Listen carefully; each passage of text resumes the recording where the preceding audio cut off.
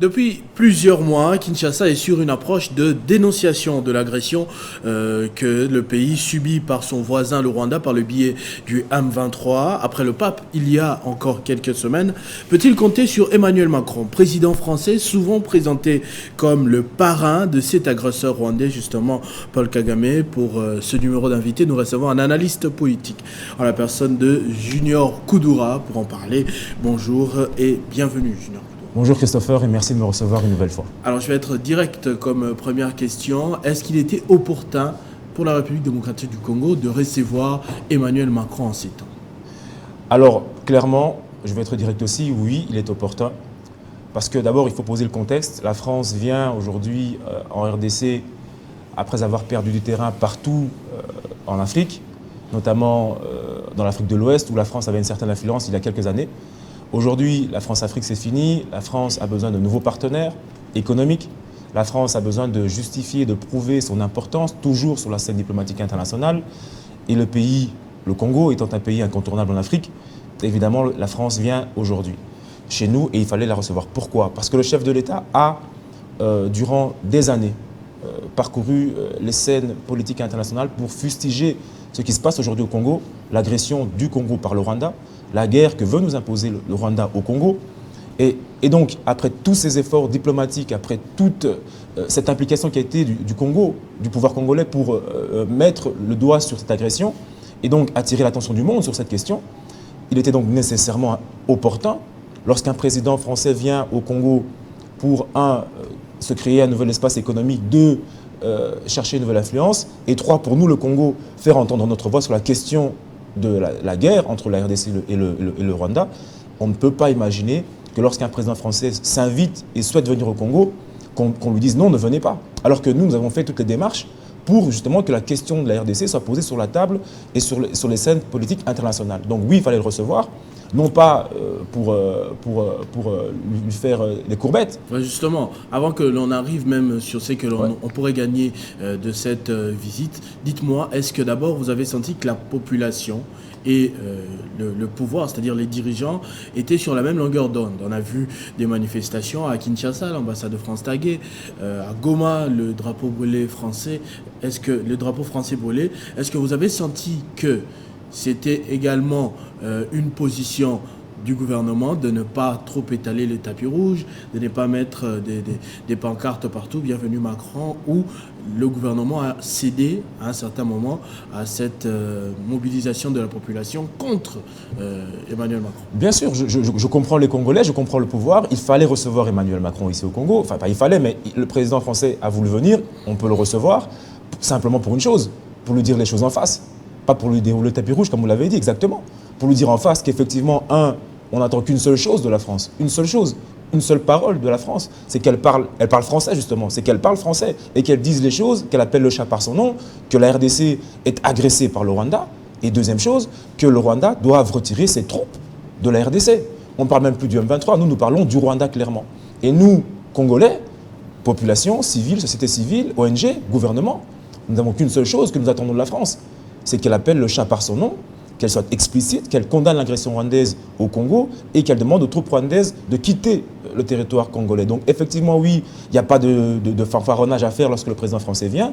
Il fallait le recevoir, mais pour lui dire les choses en face. Après tous les efforts qui ont été faits par le chef de l'État pour mettre sur le devant de la scène internationale la question de la RDC et du conflit avec le Rwanda, nécessairement, il est ici une opportunité pour nous de dire les choses en face à la France qui soutient le Rwanda. Parce que pour nous, c'est un soutien. Lorsque vous ne condamnez pas ce qui est condamnable, lorsque vous ne parlez pas français et lorsque vous n'appelez pas le chat par son nom, vous êtes complice.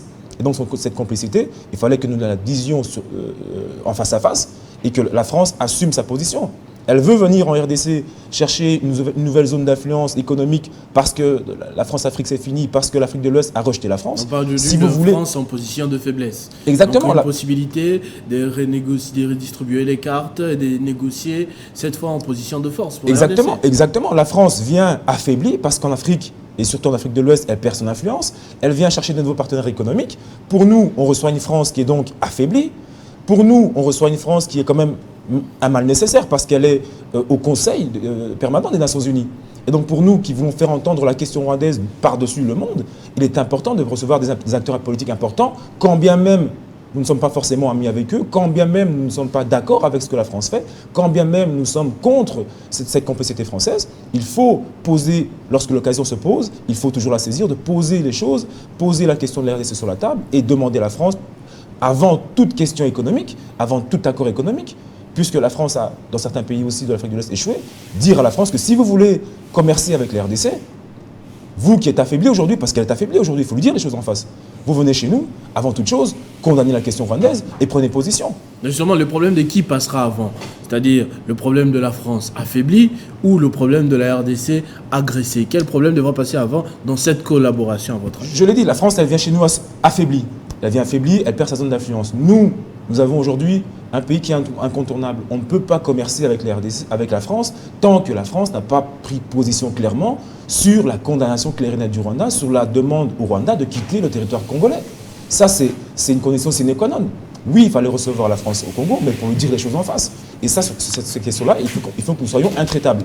Mais donc, question géopolitique, Junior Koudoura. Est-ce que vous pensez que Emmanuel Macron a le courage de regarder Paul Kagame dans les yeux et lui dire que non, vous êtes en train d'agresser la RDC? On a suivi son prédécesseur, François Hollande, évoquer cette timidité d'Emmanuel Macron à ce sujet. Il y a les 0 députés qui se sont exprimés, disant qu'il y a carrément collision. D'ailleurs, dans les manifestations de la population, on a parlé de 2 personnes qui ne formaient qu'un seul corps, en vérité, c'est-à-dire Macron et Kagame, qui continuent à subventionner le Rwanda pour ses efforts de guerre. Est-ce que vous pensez que lui, Emmanuel Macron, aujourd'hui, vu le poids de l'histoire, par là je sous-entends les génocides et tout le reste, aura le cran de regarder le Rwanda dans les yeux et de lui dire monsieur, stop? Écoutez, nous, notre position, elle est claire. Je pense que la France, aujourd'hui, les Congolais n'attendent rien de la France. Je pense qu'aujourd'hui, les Congolais n'ont pas besoin d'avoir comme partenaire économique un pays qui soutient politiquement, sécuritairement, notre ennemi. Et je pense qu'aujourd'hui, il appartient à la France de poser clairement les conditions pour permettre des développements économiques au Congo. Si la France ne prend pas position clairement sur la question de l'agression rwandaise, il est illusoire pour elle de penser que nous allons commercer, faire des accords économiques particuliers, amener des investisseurs français ici, alors que la France travaille contre nous en sourdine. Et aujourd'hui, les Congolais ne sont pas dupes.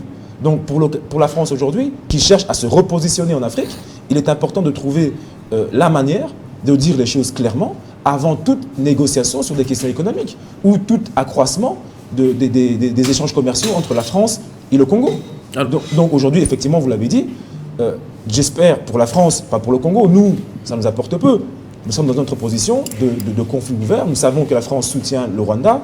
Tant qu'il n'y a pas une position claire de la France de dire que nous demandons au Rwanda de quitter la RDC, il est illusoire pour la France de penser que nous allons encore agrandir et accroître les échanges commerciaux. Donc oui, première chose, avant toute chose, c'est que la France condamne l'agression du Rwanda au Congo et qu'elle demande au Rwandais de partir, avant tout autre élargissement des partenaires économiques congolais. Mais il y a aussi un fait quand même qui est sorti de l'ordinaire. Il y avait les drapeaux bleu, blanc, rouge de la France, mais également bleu, blanc, rouge de la Russie lors des manifestations à Goma ou même à Kinshasa par exemple. Est-ce que la Russie est de plus en plus l'alternative crédible en ce moment pour la RDC, déçue par tel ou tel autre allié? Je pense que la France a payé cash son ambiguïté dans beaucoup de pays d'Afrique. Et je pense que ce sera le cas aussi en RDC. Si aujourd'hui la France ne prend pas une position claire pour la RDC, il est impossible que nous élargissions nos partenariats commerciaux. Parce que pour les Congolais aujourd'hui, la question primordiale, ce n'est pas les partenariats commerciaux, encore moins avec la France. La question primordiale pour les Congolais, c'est la guerre à l'Est. Donc avant de parler de considérations économiques, etc., nous voulons que la France prenne position pour le Congo. Tant que ce n'est pas fait, effectivement, ce pays, le nôtre, face à des partenaires qui ne sont pas sincères dans les mots, dans les partenariats qu'ils font, je parle clairement de la France, eh bien, ce que nous faisons en tant qu'État, c'est de chercher des partenaires qui, eux, seront pour nous bénéfiques, qui, eux, seront sincères, qui, eux, prendront position clairement pour le développement du pays, pour un partenariat gagnant-gagnant. Et oui, la Russie est tout autre pays qui aurait des capacités économiques importantes pour nous, des capacités financières économiques et des capacités financières importantes pour nous, serait un pays qui serait considéré comme potentiellement un allié sur des questions de développement, de sécurité, de financement et de coopération. Donc effectivement oui, la priorité congolaise étant la question sécuritaire, tant que la question sécuritaire au niveau de la France n'est pas clarifiée, eh bien la RDC a le droit, et c'est le bon sens, de chercher des partenaires économiques, des partenaires politiques, des partenaires sécuritaires qui, eux, prendront clairement position pour le pays. Et on n'exclut personne, notamment on n'exclut pas la Russie non plus. Alors Junior Koudoura, revenons à cette méthode, justement, la diplomatie. On est en train de sentir que la RDC investit autant dans la diplomatie que même sur la guerre sur terrain, oui, c'est-à-dire dans les armes ou bien dans les ressources humaines auprès de l'armée. Est-ce que, au-delà de la diplomatie, on ne peut pas trouver une solution, une alternative pour mettre fin à cette guerre? D'abord, la diplomatie, il faut être franc, il faut être clair. La diplomatie, elle est intrinsèque et intrinsèquement liée au fonctionnement des États. Surtout en temps de conflit, surtout lorsque les intérêts entre les États s'opposent. On ne peut pas dire aujourd'hui il faut que la RDC rompe les relations diplomatiques avec la France ou avec d'autres pays. Le Rwanda, oui, parce qu'effectivement là, ça ne va plus et clairement, il faut mettre le Rwanda de côté.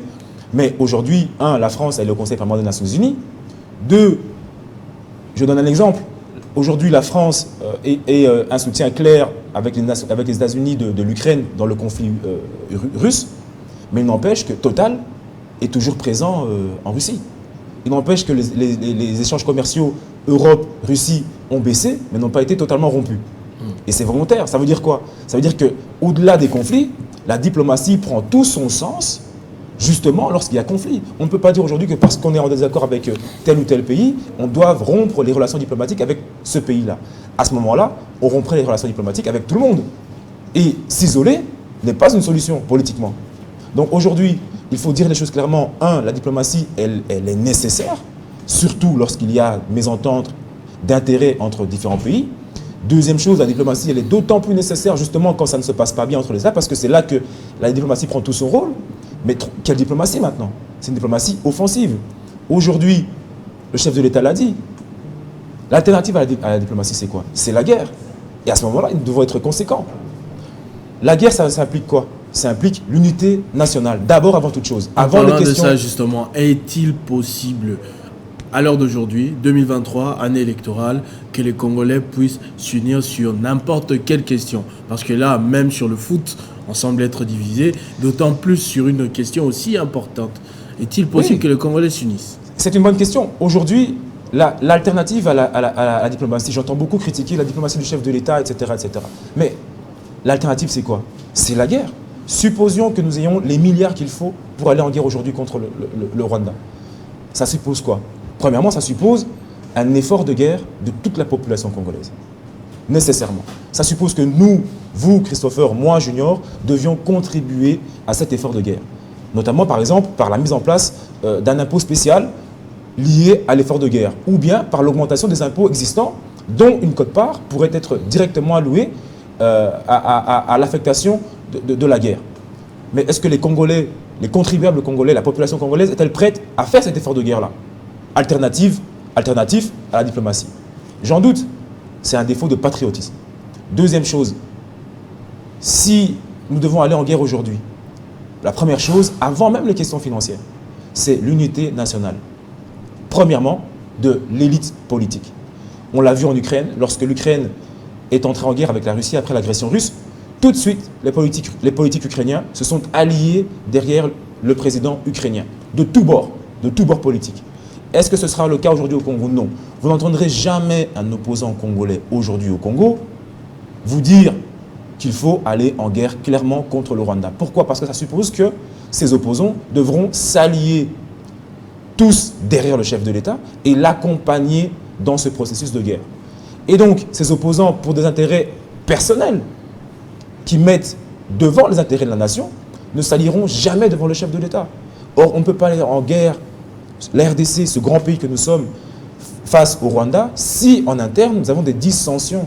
Donc, il y a une responsabilité politique de nos opposants qui se dirait que si nous nous allions au président Tshisekedi et qu'il va en guerre, il aura une popularité. Si nous remportons cette guerre-là, eh bien, ce président sera adoubé par la population et donc c'est faire le lit du président Tshisekedi. Et les opposants, pour des raisons personnelles, ne veulent pas s'allier au chef de l'État. Or, au-delà des questions financières, au-delà du budget, au-delà des armes, c'est d'abord l'unité nationale. Il faut une unité nationale des politiques derrière le chef de l'État. Il faut une contribution financière des populations dans ce conflit armé. En parlant de contribution financière, imaginez un scénario comme quoi voilà, la population contribuait, j'imagine, 1 ou 2 $, tous les Congolais, puis cet argent est détourné. Non, mais j'ai suivi des réflexions des populations qui disaient oui, mais si nous contribuons, il y a un risque, effectivement, comme vous dites, que cet argent soit détourné. Moi, je rappelle tout de même que d'abord, il faut être conséquent. Si vous ne voulez pas contribuer, restez dans la diplomatie. Mais vous ne pouvez pas fustiger la diplomatie. Et quand on vous dit on va en guerre contribuer, oui, mais on veut contribuer, mais les risques de corruption, de détournement. Mais je rappelle qu'en Irak... C'est quand même une crainte justifiée. C'est une crainte, mais je rappelle qu'en Irak, en Afghanistan, en Libye, les gens se battent. Et les chefs d'État de ces pays-là ne sont pas... la classe politique de ces pays-là ne sont pas propres ou sains de tout reproche. Mais c'est un devoir citoyen de faire ce qu'il faut pour sauver son pays.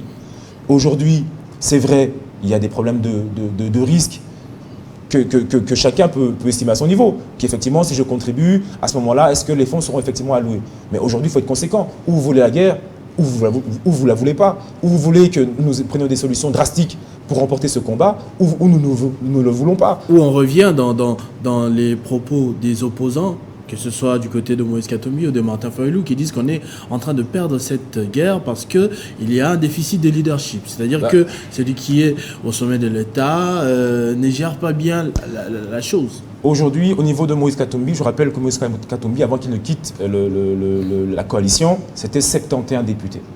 Aucun des 71 députés n'a proposé une quelconque loi pour améliorer les conditions des militaires au combat. Aucun des 71 députés n'a proposé une quelconque loi pour réformer le secteur militaire congolais.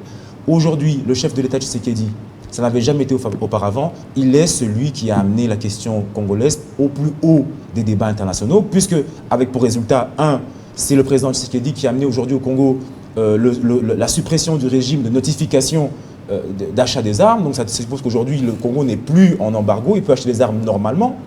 Deuxième chose, c'est le gouvernement piloté par le Premier ministre et présidé par le président Tshisekedi qui a permis aujourd'hui à ce que nous ayons une loi sur la programmation militaire.